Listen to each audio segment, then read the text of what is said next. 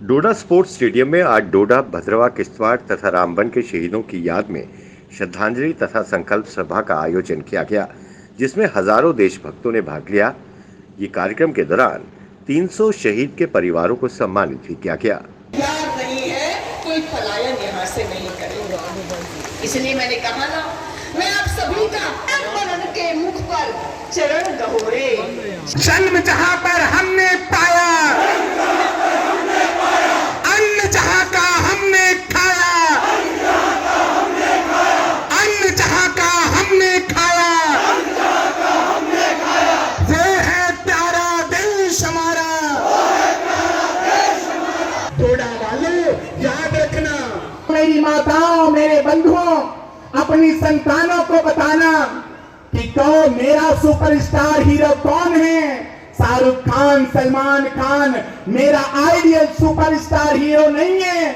अपने बंधुओं को बताना कि मेरा सुपरस्टार चंद्रकांत परिहार बंधु जैसे शहीद हैं, जिन्होंने भारत माता की मिट्टी की रक्षा के लिए अपनी छाती पर दुश्मन की गोलियों को खा लिया।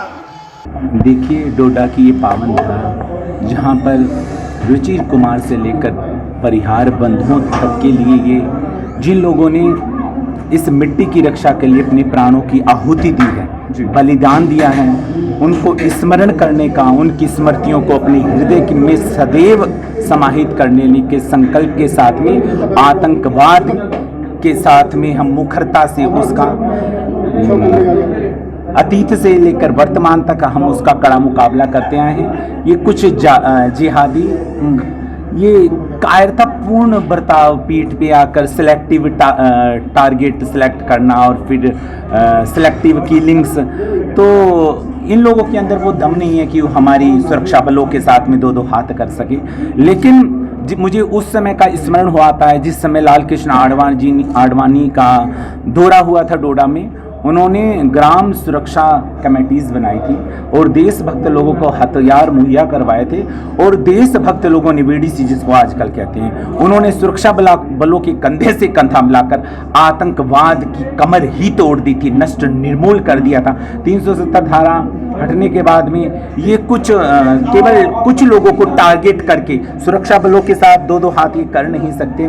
लेकिन मेरा एक ही निवेदन है समस्त देशभक्त जनता से कि देखो वीर जवानों, अपने खून पे ये इल्जाम ना आए, माँ ना कहे कि मेरे बेटे वक्त पड़ा तो काम ना आए। और देखिए, जो आप मुझसे पूछ रहे हैं, आप यदि अब से पूर्व 2000 पूर्व से देखिए तो उन आतंकवादियों को बिरयानी परोस के इस देश के मूर्धन्य नेता खिलाते थे। वही सवाल वो जो माहौल है वो परिवर्तित हुआ है। अभी आप देखिए कि आतंकवादी, उनकी आयु कितनी होती थी, वो 2 साल 4 साल तक सरेआम घूमते थे। अभी आप देखते हो एक सर्वे के अनुसार एक आतंकवादी कुछ आतंकवादी घटना को अंजाम देता तो 2 से ढाई नहीं तो 3 महीने से उसकी आयु हो गई है। तो ये बहुत बड़ा रूपांतरण है, बहुत बड़ा बदलाव आ रहा है और स्थिति बहुत तेजी से सामान्य होती चली जा रही है। और वो दिन दूर नहीं है जब आतंकवाद को हम नष्ट निर्मूल करेंगे। और केवल ये सेना का कार्य नहीं है, ये हम सब लोगों का कार्य है। हम सुरक्षा बलों के साथ मिल करके, कंधे से कंधा मिला करके हम यहाँ के स्थानीय लोगों का हौसला बढ़ाएं, उनको हिम्मत दें, और इसी हिम्मत का उत्साहवर्धन करने के लिए मुझे श्रद्धांजलि जो होती है उन शहीदों के लिए होती है जिन्होंने अपने प्राण न्यौछावर कर दिए।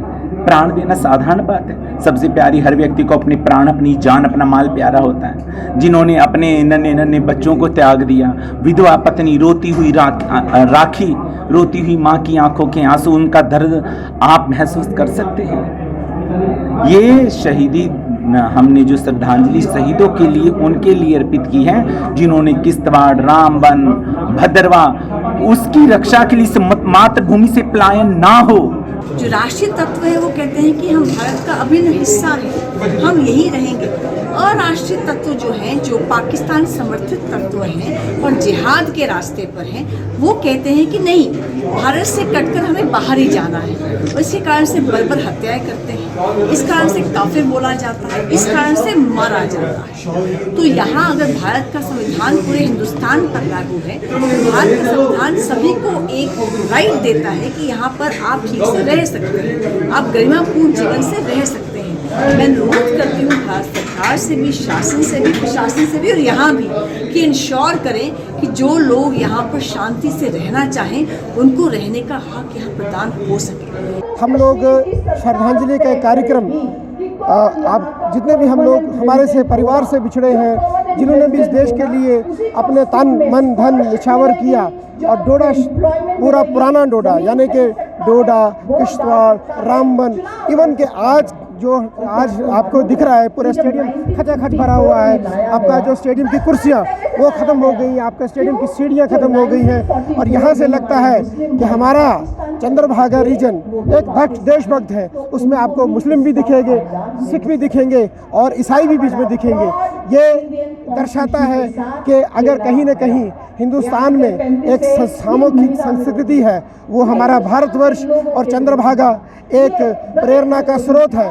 और हम सबको एक ही गुलदस्ते में पिरोने के ये एक कार्यक्रम आपके माध्यम हम सब ने अपने प्रयास किया, और पूरा समाज यहाँ आपके सामने खड़ा है।